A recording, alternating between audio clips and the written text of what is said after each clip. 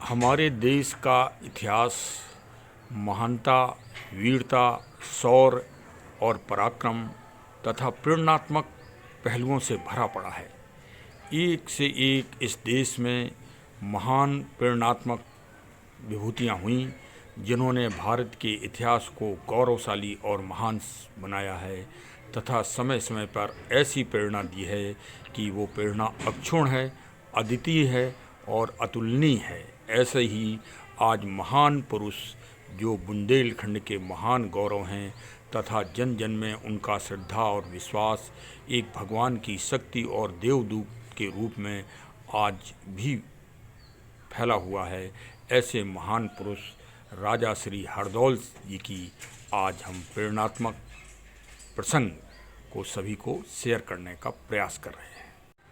बुंदेलखंड का महान इतिहास गौरव गाथाओं से भरा पड़ा है, लेकिन राजा हरदौल जी की वीर गाथा के बगैर वो इतिहास पूरी तरह से गौरवमयी इतिहास का वर्णन नहीं कहा जा सकता। आज के पावन दिवस और इस पावन यात्रा में आज दो महान कार्य होंगे। एक तो राजा राम जी श्री ओरछा प्रभु श्री राम जी के दर्शन होंगे और साथ में ही श्री हरदौल जी जो बुंदेलखंड के इतिहास में आज भी जन जन में जिनका गौरव और जिनकी गाथा श्रद्धा और विश्वास के साथ, आत्मीयता के साथ, एक भाई और बहन के असीम प्यार के साथ वर्णित है, आज उनके भी पावन दर्शन होंगे। और चलिए आप को हम ले चलते हैं ओरछा।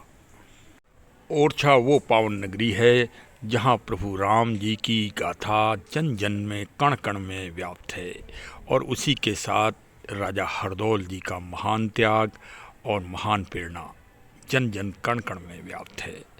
और प्रकृति का अद्भुत सुंदरता है। बेतवा जी कल कल करके बहती हुई और उसी के किनारे ये एक संस्कृति, इसको एक संस्कृति, भारतीय सभ्यता और भारतीय संस्कृति की महान विरासत व जीता जागता एक प्रमाणिक उदाहरण कहा जाए तो अतिशयोक्ति न होगी। राजा हरदौल जी की महान गाथा और महान त्याग और बलिदान को समझने से पहले ओरछा रियासत के इतिहास और उसकी महानता को भी समझना एक जरूरी होगा। सन 1501 में राजा रुद्र प्रताप सिंह के द्वारा ओरछा में बुंदेल राजपूतों की ये रियासत की स्थापना की गई थी। और ओरछा जो है वो बेतवा नदी के किनारे एक सुरम्य व मनोहर प्राकृतिक घाटियों के बीच में ये स्थित है तथा झांसी जो मुख्य उत्तर प्रदेश का शहर है और महारानी लक्ष्मीबाई जी से संबंधित महान स्थान है, वहाँ से 15-16 किलोमीटर दूर ओरछा पड़ता है तथा ग्वालियर से भी नज़दीक होने के कारण ये ग्वालियर से 120 किलोमीटर है और दतिया से 41 किलोमीटर की NH 44 में पड़ता है। ओरछा रियासत के राजाओं और महाराजाओं का त्याग और उनका बलिदान तथा उनकी आध्यात्मिक और धार्मिक भावनाओं से भारत का इतिहास भरा पड़ा है तथा श्री राजा राम जी को अयोध्या से जो ले जाने वाली महान महारानी थीं श्री कुंवर गणेश जी जो मधुकर शाह जी राजा साहब की पत्नी थीं और उन्हीं ने अयोध्या से ले जाकर प्रभु राम जी की स्थापना ओरछा की पावन नगरी में कराई थी। तो इससे स्पष्ट है कि ओरछा की बहुत ही पावन और पवित्र जगह थी और जो वहाँ के राजा महाराजा थे वो भी बहुत सूरवीर और दूरदर्शी तथा राजनीति के और कूटनीति के महान ज्ञानी राजा थे जिनकी रियासत में प्रजा पूरी तरह से सुखी और विकास तथा भारतीय संस्कृति के विकास और प्रगति में हमेशा स्वतंत्र थी। यही कारण है कि ओरछा में भारतीय संस्कृति की स्थापत्य और वास्तुशैली तथा धार्मिक भावना का पूरा एक उज्जवल भविष्य स्थापित हुआ। परंपरागत रूप से राजा वीर सिंह जी के बड़े पुत्र जुझार सिंह ओरछा रियासत के राजा बने, और लेकिन उनका जो सोच थी और उनकी जो कूटनीतिक चालें थीं वो दूरदर्शी नहीं थीं। उनमें दूरदर्शिता तथा महानता का अभाव था, जिसका फ़ायदा शत्रु पक्ष ने उठाया और शत्रु पक्ष ने रियासत को तोड़ने के लिए कुटिल चालें चलना चालू कर दी तथा आपस में राजा जुझार सिंह और जो सबसे छोटे पुत्र राजा वीर सिंह जी के थे, राजा हरदौल जी, उनमें वैचारिक मतभेद उत्पन्न कर दिए। क्योंकि राजा हरदौल तो यूथ थे और उनकी उम्र 23-24 वर्ष ही थी, जो कि बहुत ही होनहार तथा प्रतिभाशाली व्यक्ति थे और जिनसे जनता पूरी तरह से सुखी और उनकी होशियारी और उनकी मेधावी प्रतिभा से बड़ी खुश थी। उस चीज़ को जुझार सिंह पसंद नहीं करते थे। इस वैमनस्यता का फ़ायदा कुटिल लोगों ने उठाया और दोनों भाइयों में आपस में वैमनस्यता पैदा कर दी, और वो वैमनस्यता यहाँ तक बढ़ती चली गई कि अंत में एक षड्यंत्र करके अपने ही परिवार में राजा हरदौल जी की उन्होंने हत्या करने की एक षड्यंत्रकारी योजना बना दी, और जिसमें जुझार सिंह संकीर्ण विचारधारा के कारण सफल हुए। राजा जुझार सिंह की कुटिल संकीर्णता राजा हरदौल जी से ही नहीं थी, बल्कि आपस में और भी जो भाई बहन थे उनसे भी उनकी संकीर्णता और कुटिलता थी। कालांतर में उनकी बहन श्रीमती कुंजाबाई जी की शादी वो दतिया के राजा रणजीत सिंह से हुई थी और उनको एक पुत्री हुई। तो पुत्री जब शादी के योग हुई तो वह परंपरागत रूप से भारतीय रीत रिवाजों और बुंदेलखंड की विशेष रीत रिवाजों के आधार पर शादी के भात को मांगने के लिए जो एक विशेष रस्म है हम बुंदेलखंड के लोगों में, उसको के लिए वो अपने भाई जुझार सिंह के पास गई।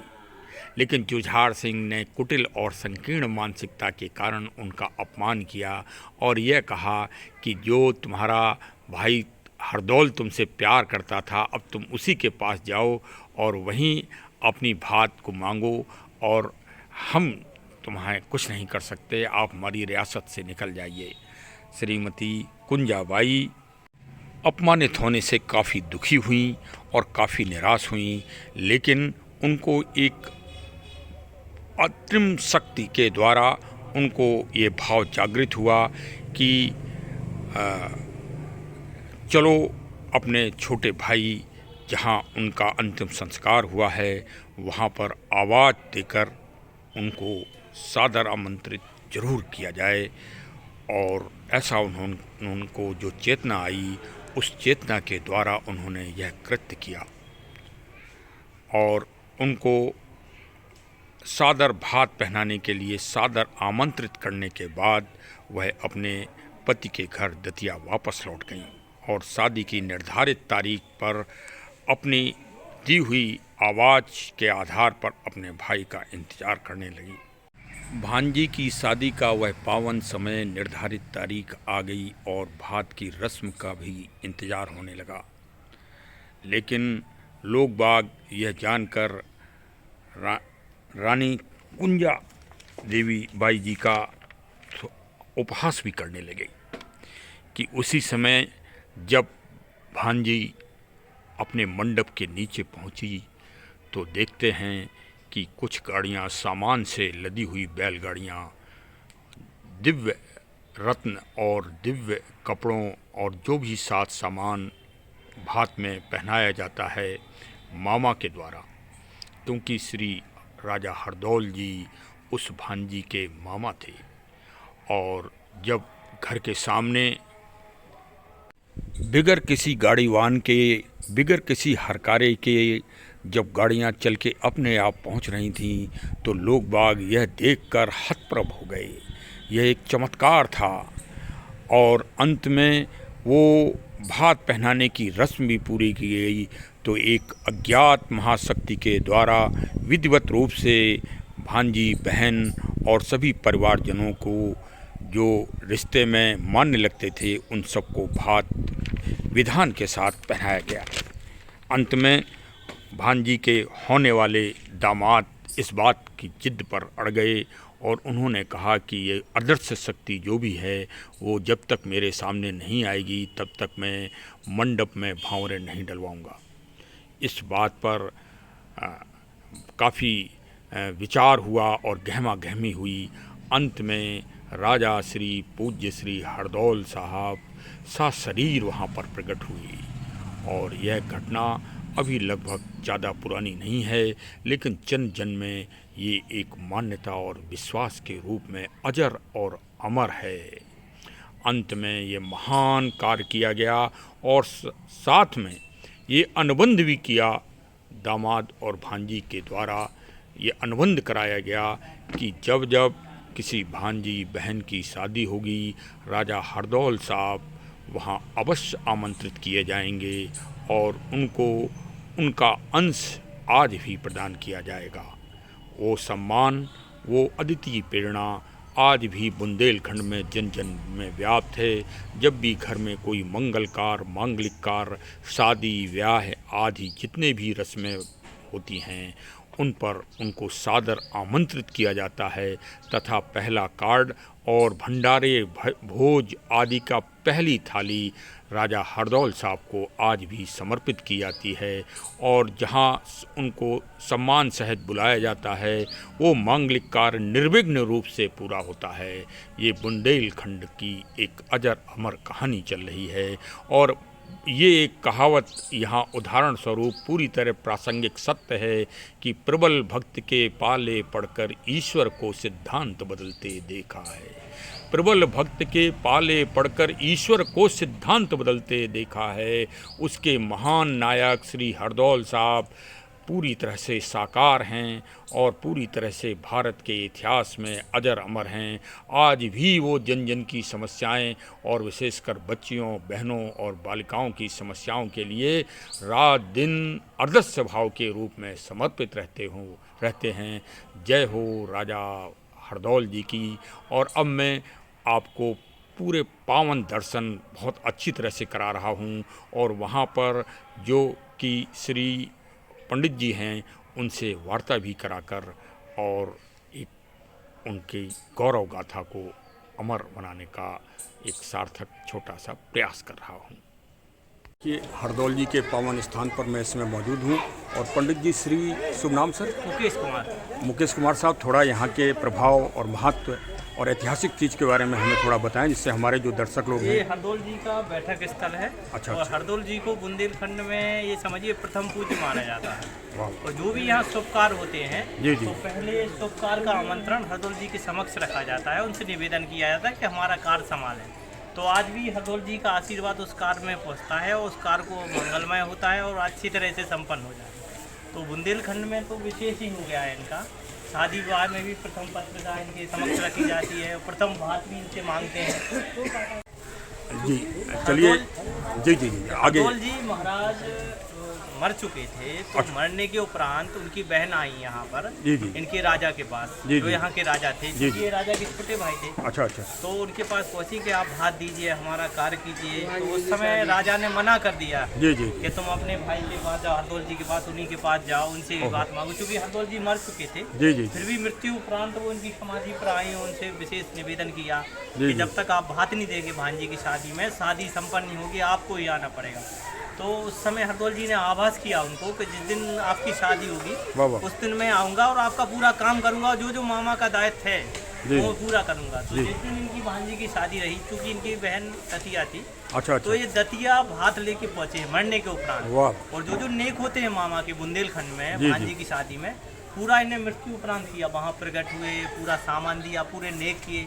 जैसे ही सब किया तो बहन ने एक आग्रह किया इनसे कि जिस प्रकार आपने हमारा काम किया, इसी लोक में इसी रूप में रह के जो भी बुलाए सबके यहाँ जाके इसी प्रकार कार्य करना।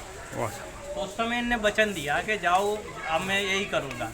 तो उस समय से आज भी वही रूप है इनका। किसी कोई भी इनसे बात मांगता है तो ये जाते हैं, उस कार को संभाल लेते हैं, मामा का दायित्व पूरा करते हैं। पंडित जी महाराज, बहुत बहुत साधुवाद आपको, बहुत बहुत धन्यवाद। आपने ऐतिहासिक और प्रेरणात्मक महत्व महाराज जी का बताया और हम सबको महान प्रेरणा अवश्य लेनी चाहिए। ओरछा प्राकृतिक नगरी, दिव्य नगरी, धार्मिक नगरी, जहाँ राजा राम जी स्वयं राजा के रूप में विराजमान हैं। आप सभी लोग जरूर ओरछा के दर्शन करें और प्राकृतिक आनंद के साथ धार्मिक, आध्यात्मिक, दैविक सभी तरहों का ज्ञान व आनंद प्राप्त करें। जय हो, राजा रामचंद्र जी की जय हो, जय हो।